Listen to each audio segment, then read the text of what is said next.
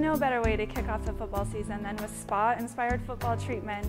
This spring, the Ritz-Carlton Spa hit a grand slam with clients offering baseball-themed services at their 4-star spa downtown.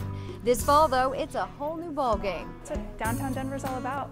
It's all about the sports teams. Go Broncos.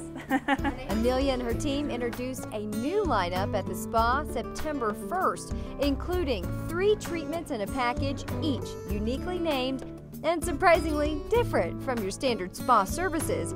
Like, when's the last time you had a flight of craft beer with your pedicure?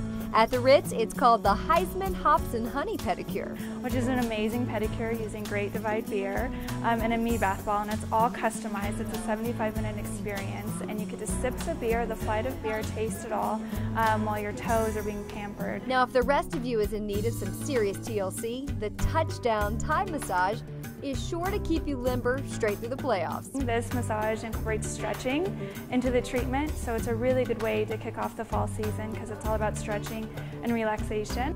And fellas, please note your relaxation room comes with a TV, so you'll never have to admit to your friends you didn't know the score because you were in the middle of your first sound facial.